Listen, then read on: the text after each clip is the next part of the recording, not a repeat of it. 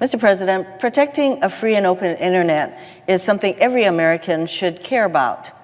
Restoring net neutrality protections is about more than just what shows you can watch on Netflix and Hulu. We depend on the internet for nearly everything in our lives, from staying in touch with loved ones on social media to communicating with doctors and paying our bills. It's also about preserving access to information in times of need. Over the past month, Hawaii residents have depended on the internet to access life-saving information and to communicate with their friends and family during a series of devastating natural disasters. On April 15th and 16th, nearly 50 inches of rain fell on Hanalei on the north shore of Kauai, setting the record for the largest rainfall in a 24-hour period in American history. This storm destroyed many homes, triggered mudslides that closed Kuhio Highway, and damaged local businesses. That same storm also caused widespread flooding and damage on another island on East Oahu. And in an event that has drawn international attention, volcanic activity on Hawaii Island, including fissures along the Kilauea East Rift Zone, around 100 earthquakes per day, lava eruptions, and significant ash falls, has already destroyed 40 structures in the Puna community. More than 2,000 residents have been evacuated as the lava continues to flow and toxic sulfur dioxide pollutes the air. Residents on Kauai, Oahu, and the Big Island have depended on a free and open internet to receive up-to-the-minute and life-saving information from local media, as well as from federal, state, and local governments. Rules on net neutrality established by the Obama administration prevented internet service providers, ISPs, from discriminating against and blocking content. These essential protections help to ensure a level playing field for all content providers and consumers. But under the leadership of Donald Trump's handpicked chairman, the Federal Communications Commission issued an order late last year that would completely eviscerate net neutrality protections.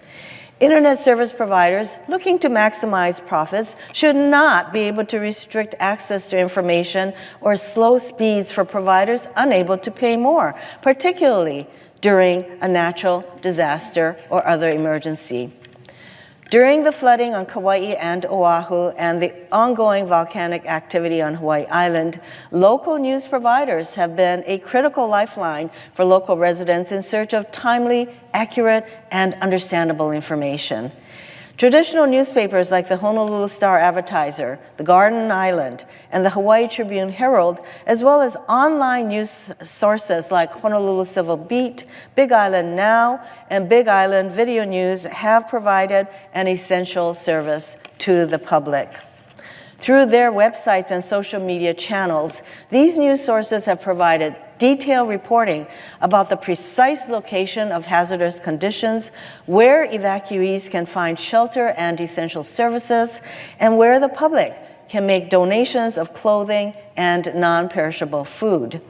Television stations like Hawaii News Now, KITV, and KHON have also used their websites and social media platforms to live stream news reports that have been a critical lifeline for local residents and for their families and friends. National and international journalists have also drawn on the work of local Hawaii journalists to report their stories to a national and international audience.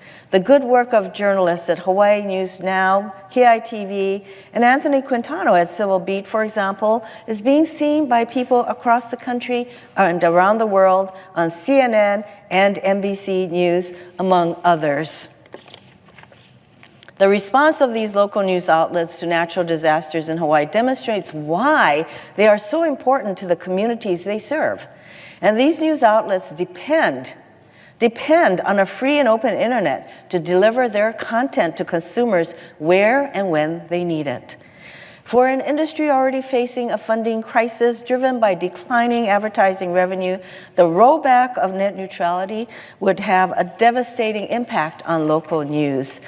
A 2017 report by Adam Hirsch at the Center for International and Society at Stanford University cogently summarizes what's at stake.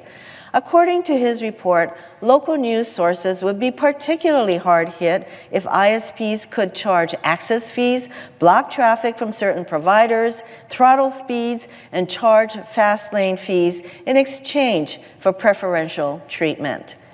Huge media conglomerates would have little trouble paying for access, but local papers like the Star Advertiser and nonprofit news sources like Civil Beat could be hard hit or even driven out of business. In addition to the impact on local news providers, repealing net neutrality could make it more difficult and expensive for relief organizations to solicit donations for people affected by natural disasters. The Pu'uhonua o Puna Community Center, for example, is using social media to organize a community and statewide relief response to help families affected by volcanic activity. Using their online platform, the center is coordinating donations, identifying families requiring special assistance, and connecting evacuated residents with people who can help. Eliminating net neutrality would also have a negative impact on small businesses in Hawaii, including those hard hit by recent disasters and decrease of visitor access. Like the local news, small businesses depend on high-speed and high-quality internet to reach their consumers and grow their businesses. We all know this. We had a small business committee meeting hearing yesterday where it was acknowledged that small businesses depend very much on the internet and free and open access. So these businesses don't have the resources to compete in a pay-to-play system on the internet. It's because of stories like these that a bipartisan group of senators is forcing a vote to save net neutrality. An internet service provider should not be able to restrict access, especially during a major disaster, such as those being experienced in Hawaii, just so they can make more money. I encourage all of my colleagues to join this effort and pass this resolution to prevent the elimination of net neutrality today. I yield the floor.